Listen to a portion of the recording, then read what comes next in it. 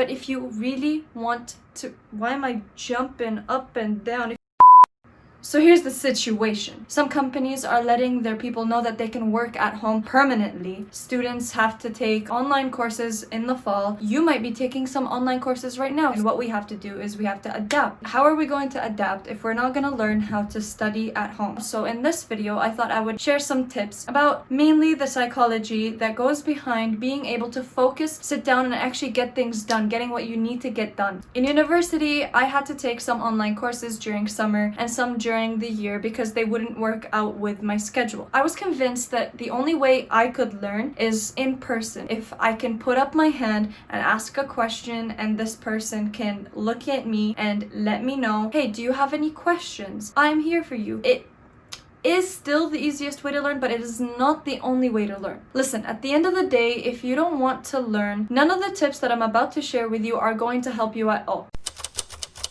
Okay, you might have to take this course to graduate. You might have to take this course to start a new business. But how do you genuinely force your brain to realize that I would like to personally be invested in this? Brain, please let me focus. Every coach that you meet, whether it's in sports or it's in life, they ask you the same questions. They ask you what your goal is and why you want to get to that goal. You need to do that with yourself as well. You need to ask yourself, why am I taking this class? And what is my goal with this class? Asking yourself why and setting a realistic goal helps you to value this course a little bit more. This is a prerequisite for a class that I want even more than just this. It is a reason, it is a why, but it's not a deeper level of why. You need to get to a deeper level of why to increase its value. So one tip for setting goals is setting realistic goals. Let's say I'm a C passing grade kind of gal, and I set a goal for myself where I haven't taken math in 4 years, and my goal is to get an A+.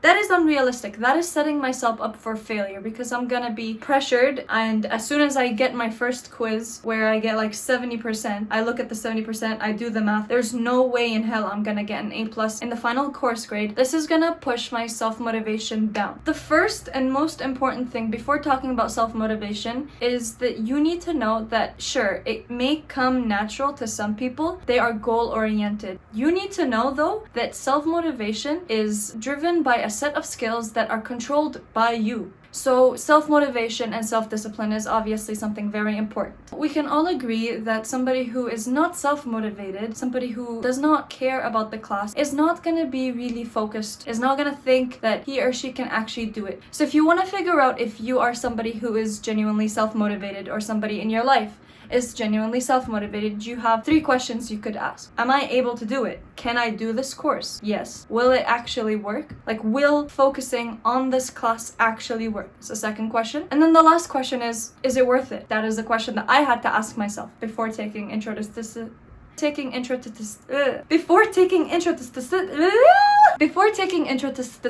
Is it worth it? Now, somebody like me who doesn't really want to go into research in psychology might think, nah, it's not worth it. I don't care. But is it worth it? Yes, it actually is worth it because this helps me understand a little bit more about the research, the numbers, and how they get to what they get to. Something that I learned recently was we all have something in common, which is mood swings. And I'm not talking about crazy ex-girlfriend mood swings. I'm talking about our brain and its positive mood swings. Our positive mood is at its peak in the morning versus in the afternoon. It starts off great in the morning. It takes a dip in the late afternoon and goes back up in the evening. What does this mean? It basically means that your brain is in a better mood to learn something in the morning. But don't get me wrong, everybody is different. Some people actually study better at night after finishing up their chores during the day. So learn a little bit about yourself. You can go online and research about this topic and find out what kind of a person you are. What I'm trying to say is don't force your brain to do something that it's not used to. Your brain is a beautiful organ that you need to take care of and respect. If you're gonna force your brain to wake up at 4 when you're a very groggy person in the morning and set an expectation so high, it will be too much pressure for your brain. So learn what works best for you and just keep at it. Build a routine from that. It's important to have social engagement, yes, but having social engagement with friends who are always trying to improve themselves and adapt to the situation might be more helpful than friends who are playing Fortnite all day or friends who are dancing to TikTok all day. Wait. Choose your friends wisely. You might feel motivated by talking to one of your friends who has just started a new business. Maybe they're gonna teach you something that sparks interest in a new subject. You never know. It's important to note that not all of your friends who are motivated are gonna want to support you to help you be the best you. Some of them might actually pull you down. Some of them might be taking up some of your time. They'll spend time talking about what they've been doing without really sharing any knowledge, and wasting your time is not a bad thing. But for the point of this video, I'm talking about trying to set a goal for yourself and think only about this goal. That's the only reason why I'm talking about friends who can waste your time. There's nothing wrong with friends who can waste your time. I understand that there's a lot of TV shows coming out and there's a lot of time on your hands where you're tempted to go and watch the new show. It's obviously a good idea to take a break from life. I haven't watched Game of Thrones yet. I haven't watched Orange is the New Black. This is the perfect time to watch it, yes. But I know myself. If I sit down and actually enjoy an episode or two, I'm gonna want to watch it over and over. Just try to keep yourself in check. Try to make sure that you're not spending too much time. It's important to go and talk to your professor when you have a question, right? Well, that doesn't change now that things are online. It actually makes it more important for you to ask questions because you're not in a setting where you can just easily put up your hand and ask a simple question. Your professors are there to teach you. If there's something that you just don't understand and you can't find it in the outline and you can't find it in the course syllabus, send out an email to your professor or your TA. It's not that hard. Communication is key, not only in relationships and not only in families. Something that I found very helpful is noticing what is your biggest distraction. A lot of people are easily distracted. Man, there are studies on studies that tell you we have a lower attention span than a goldfish. How is that? I don't know. But it is what it is. It is what it is. So what can we do to help our brains realize that this is a distraction that we need to ignore? You probably have a lot of notebooks lying around in your room. You might have pieces of paper that you want to recycle. Call it whatever you want. But what I want you to do is I want you to take this journal or paper that you would like to recycle, put it right next to you when you're studying, and as soon as you notice that you got distracted from an external factor, for example, your phone, you got a notification from Instagram, somebody liked your new photo. Notice that it was Instagram and write down Instagram. Do you get what I'm trying to say here? Let's say you heard your family laugh about something outside. You look for a second to think, what could they be laughing about?